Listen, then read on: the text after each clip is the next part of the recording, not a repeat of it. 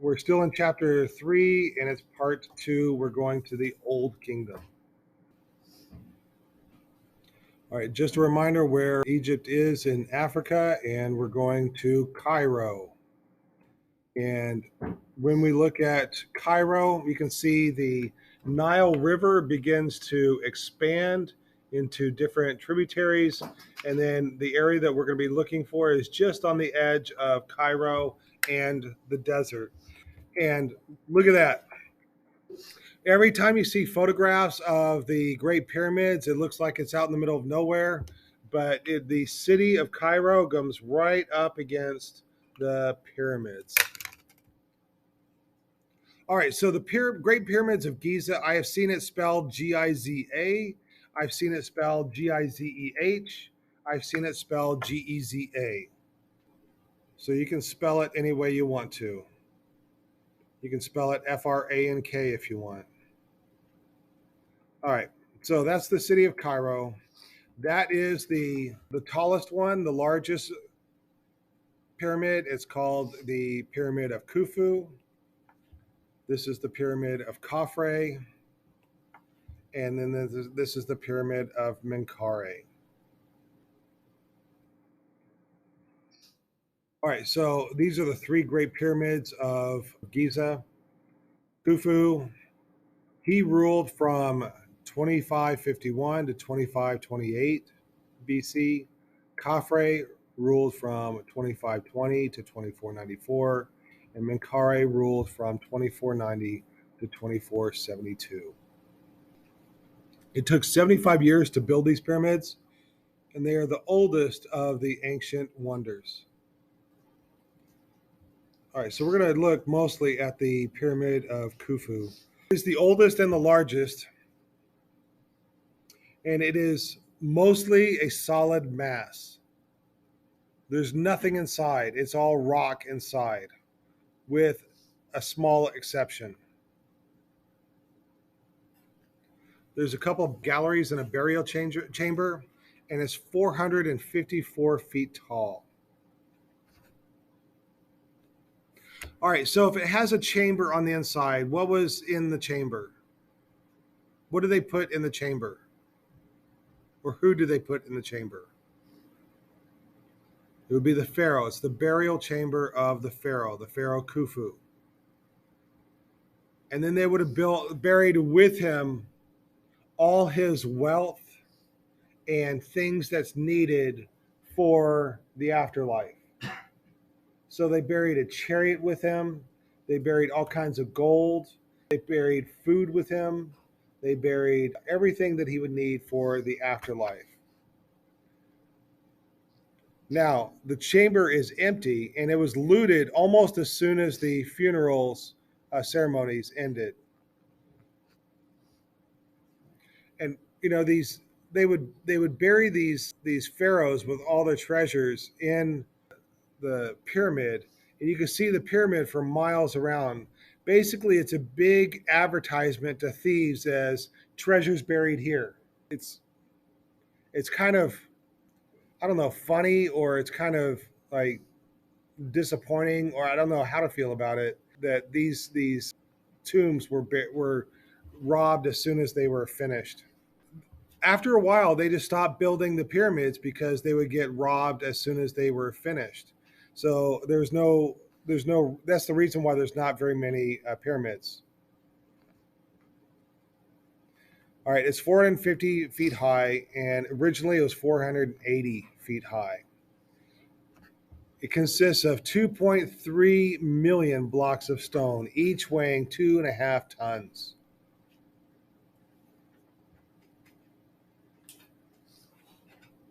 When Napoleon was in Africa and looked at these pyramids, his mathematicians calculated there was enough stones to build a wall 1 foot deep and 10 feet high around the circumference of France. That's a lot of stones. And it is aligned with the cardinal points, north, south, east, and west. So here is the entrance right here. That's the old entrance, and then we have the new entrance. And people can go and visit and go inside.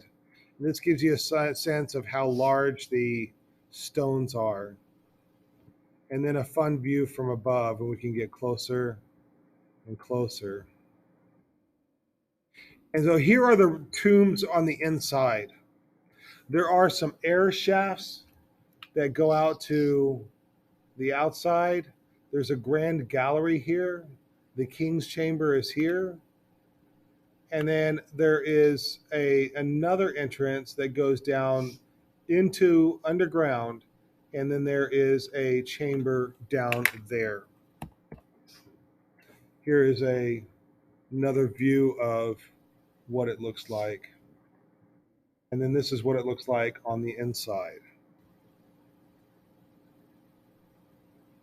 Now, the whole point of architecture is to get height. And the Great Pyramid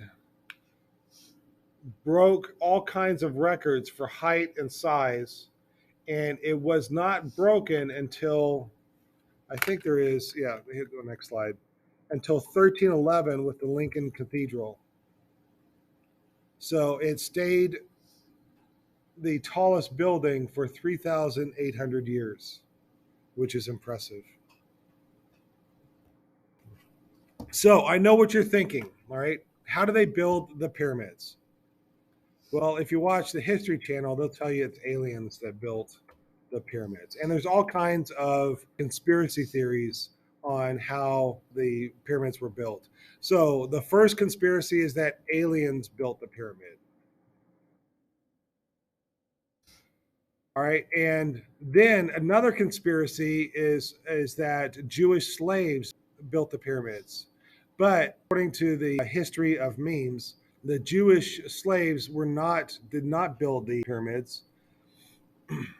And the earliest known Jewish presence in Egypt wasn't until 1200 years after the building of the last pyramids. So the fact that the Jews built the pyramids is debunked. Right? And it was not built by slaves.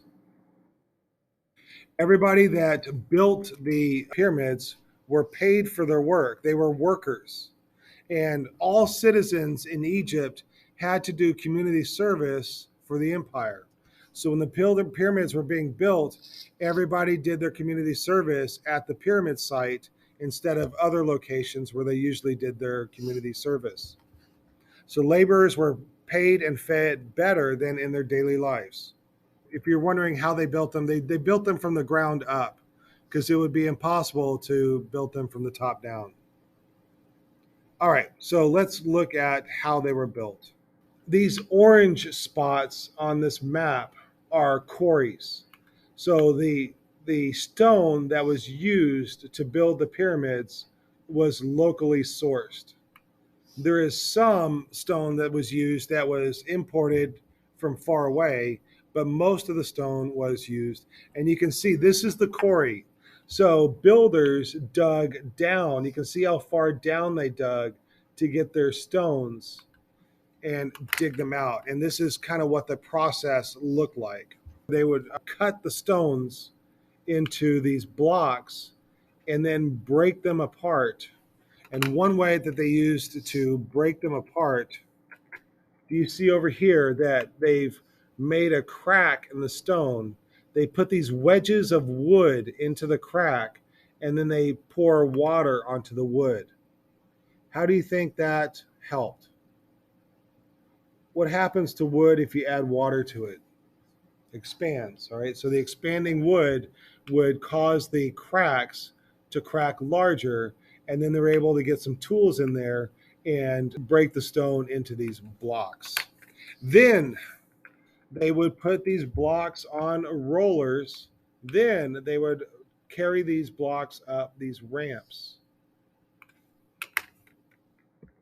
And here is one person's idea of how they would take the stones up these ramps. They would have stairs on either side, these big posts, and they were able to pull down on the ropes, which meant that the ropes pulled up on the stone and taking it to the top.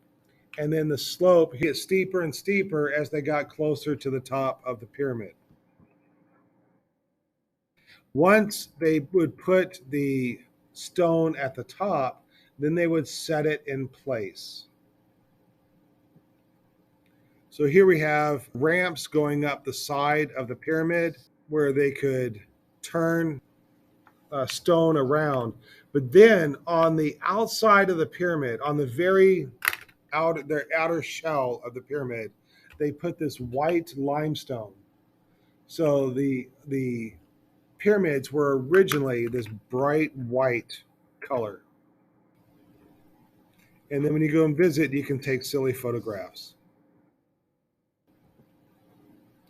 Okay, now we're going to take a look at Khafre, and all these pyramids have these causeways. The causeway is like a road to the other areas of the necropolis. And then we're going to take a look at the Sphinx right there. So from the causeway of the Khafre, you can see the Sphinx. And what I kind of want to point out is that all of this has been dug out. So most of the Sphinx is below the ground. It was not built, it was dug out. So they didn't build it from nothing. They just cut away all the extra stone. Right? And I bet you're wondering, what is a Sphinx? Well, the Sphinx, it has a lion's body. It has a woman's chest and head, and then the wings of an eagle. And here's some different artistic interpretations of what a Sphinx is. I think that one's pretty cool. Anyways, like I said before, it is carved into the ground. It is not built up. So if you look at the ground behind the Sphinx, you have these like sort of diagonal lines of the different layers of the earth. There's those same lines, those same layers in the Sphinx. So the Sphinx is just literally carved out of the ground. They dug around the Sphinx. And so basically, the head is the only thing that was actually built and added to it. The rest of it was just carved out. And it has these very long paws in the front. It's kind of an odd proportions on this. It looks like a really tiny head and giant legs. And then you can see that bricks have been added to the back to help form the shape of the back end. And then tourists have lots of fun with the Sphinx. That one's my favorite, I think. Looks like it's thirsty. And there's all kinds of cool stuff on. All right, did your mom ever do that? We got Egypt at home, and then Egypt at home just kind of sucks. All right, moving on to the sculpture of the Old Kingdom. And we're going to go back to the pyramids of Giza. In the necropolis of the pyramids of Giza, there's a royal palace right here. And this sculpture comes from that. All right, so the images, these are images of the deceased for the spirits to live in should the mummies be destroyed. The Egyptians, like I said before, are obsessed with death and the afterlife. They preserve the bodies of the dead people because they believe that they will eventually come back to life. And it's also for the spirit of Horus to enter into the body. And then the sculptures are put into the tombs for the same purposes. So if the mummy gets destroyed somehow, then there's the sculpture for the spirit of the pharaoh to live on. And notice that this sculpture is made of a dark stone. And it's called diorite is the name of this stone. It has this very dark color, and it is exceptionally hard, like granite. And it's brought down the Nile River from a quarry 700 miles away.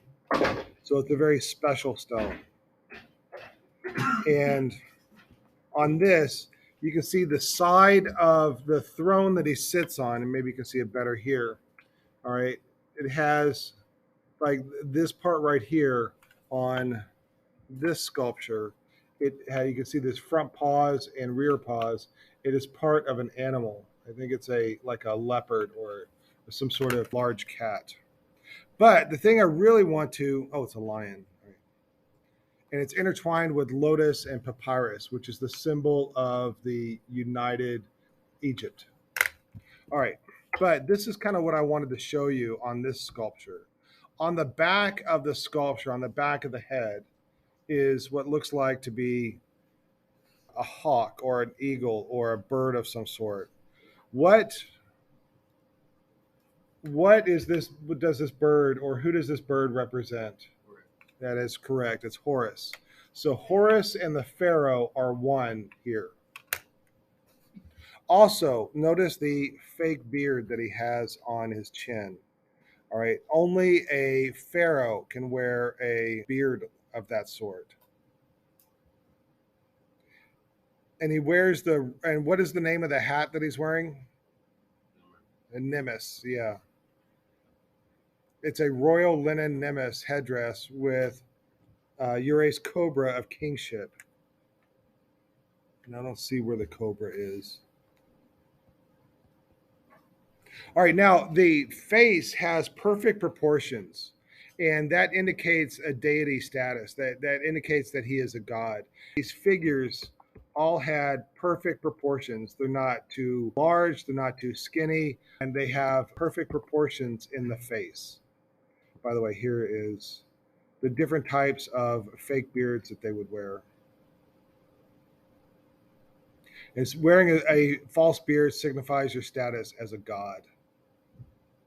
All right, and then we're going to go over to this little building right here, and we're going to look at Menkari, and I've never been able to pronounce her name, Khmer Nebri. All right, and again, these are substitute homes for the Ka. The Ka is the spirit of the god. Notice that the left leg is forward, but there's no shift in the hips to counterbalance the uneven distribution of weight. And if the left leg is forward and there's no shift in the hips, then that means that the left leg is longer, slightly longer, because it has to be longer to go forward and have the same. It's not like their toes are just touching the ground, their feet are flat on the ground.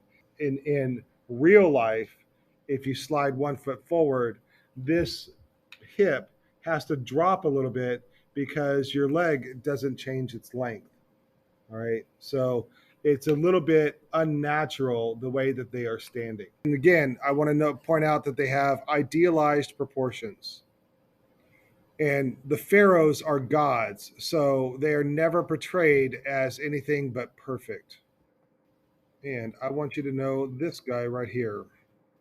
This is a seated scribe, and he was found in a mastaba in the necropolis in Saqqara. This is a funerary sculpture meant for a tomb. And it's possible that he has been identified as K. I think his name is written somewhere on it. But this is the first time we're seeing something that's not a god or a pharaoh. Right? This is a scribe. But scribes were held in a very high status in Egyptian culture. He has a stiff frontal pose, but he has more lifelike coloring, and he has a more lifelike body type. You notice that he is not perfect. This is painted limestone. Limestone is actually quite easy to carve. And like I said, he's not idealized, and this is unusual in Egyptian art. He's slightly overweight.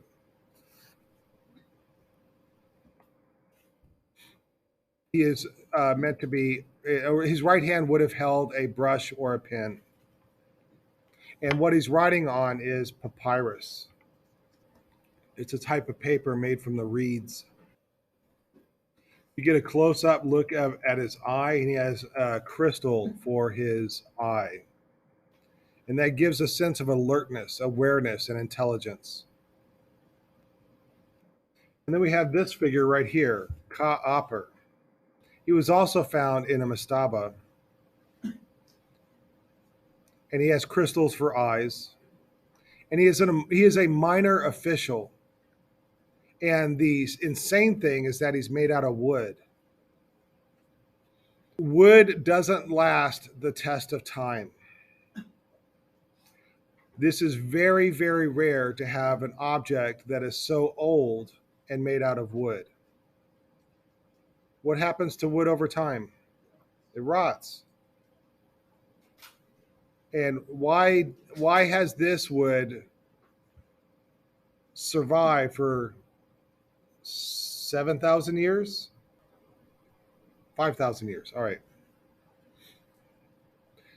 I think it's because of the dry climate in Egypt. Water is very damaging to wood. And as we get into African art, where they are in a much more humid environment, we hardly see any works of art that are older than like 200 or 300 years old because the wood just doesn't last. And again, he's covered in painted plaster and he has a portly physique. This is not a god or a ruler, but a minor official. He was famous enough, or he was important enough to have a mastaba and a sculpture carved of him, but not so famous that he would have had perfect proportions carved.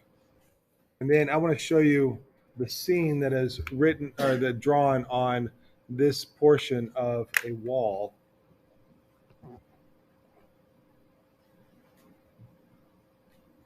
And this is also from Saqqara. T is an official of the fifth dynasty. He is hunting, and hunt is a metaphor for the triumph of good over evil. And hunting is a metaphor for the victory of Horus over Set. So here's an excellent example of the hierarchic proportions that I've been talking about. Look how big this guy is compared to everybody else that's with him. And T is going about his duties and pleasures of his earthly life. The hippo hunt is more than just a sport. Animals wandered into fields and destroyed the crops. So, also, the companions of Set, the god of darkness, disguised themselves as hippos. And notice that the posture of T is stoic and more eternal and closer to the gods, where everybody else is more animated. The poses of his servants are active and signifies a lower class. And I want you to know this term, canon. What canon is that all Egyptian artists drew people with the same proportions. They were all taught how to draw the same way. There is only one way of drawing figures. And as we look at Egyptian art from all over Egypt, they all drew the same way. You don't have any different styles from one part of Egypt to another, with very few exceptions. And that's called canon. So Egyptian artists idealized the human form. They ignored realistic proportions, and they first drew a grid on the wall. Then they placed various human body parts at specific points on the network of squares. The height of the figure, for example, was a fixed number of squares, and the head, shoulders, knees, waist, and other parts were predetermined size and place within that scheme. This approach lasted thousands of years. And you can see it in partially finished artworks, like this figure right here and this one next to it are not quite complete. They are so you can see how they painted, what their first step was, what their second step was, and so on. The figures are fording the Nile is a metaphor for the deceased traveling into the afterlife. The purpose of art was to suggest the deceased eternal existence in the afterlife, not to portray nature. And then also, I want to look at just how similar everybody is. It's almost like a cookie cutter. If you ever made cookies with a cookie cutter, even if it's like a specific shape, every cookie has exactly the same shape because it's the same proportions. And then also, I want you to notice that there's hardly any overlap over here. that, that space that I was talking about, where it's really squished like they are on a ledge on the side of a building. And only the animals are overlapping, but the people do not overlap. All right, so let's go to the Middle Kingdom. We're going to start with the architecture. And we're going to go to a place called Beni Hassan. It's about halfway from Cairo to Thebes, and it is right on the border between the Upper and Lower Egypt. So this is Beni Hassan. Now, when I told you about the pyramids, what happened to the pyramids right after they were constructed? Right, they were looted, they were robbed. All right, so they stopped making pyramids. So where are they going to bury the pharaohs? Well, during the Middle Kingdom, they would hide the tombs of the pharaohs. And like I said, the pyramids didn't work. They were giant billboards that said, "Loot me, I'm full of treasure." So they moved to these rock cut tombs and hid the treasures from future generations. Can you find the tomb in this photo? Yeah, it's a trick question. I don't expect you to find the tomb. But if you look at the cliff of the rock, you see these little openings right here and here. So these are rock cut tombs, tombs cut into the existing rock structure, usually cut into a cliff. And rock cut tombs replaced mastabas. They hollowed out the cliffs in remote sites, and the columns that are on the inside are carved out of stone. They are decorative, not supportive. So if we get a little bit closer, there is no fanfare. Even if you were right here, this wouldn't look like anything special. It wouldn't look like anything was buried here. And here we have some early columns where we have, again, the capital, the shaft, and the base, and we have that fluting. And so the fluting that you see on here, that's where they carve into and around the cylinder, and they cut these grooves in it that are vertical, and you can see that in these columns. Now, this column right here on the right has a big section missing in it. That shows that these columns are not supportive. They don't support. Right? These columns are all one piece. In fact, this whole room was all one rock, and then all the empty space in here was carved out. So the columns were not added to it to support the roof. The columns are purely decorative. And the importance of this tomb right here is the first time we are seeing stone columns. What is cool about this little video is I can look all the way around. So this is what it looks like from the tomb, and we can just take a look around. I love these 360 videos. And if you are wearing a headset like an Oculus, you can be looking all around. All right,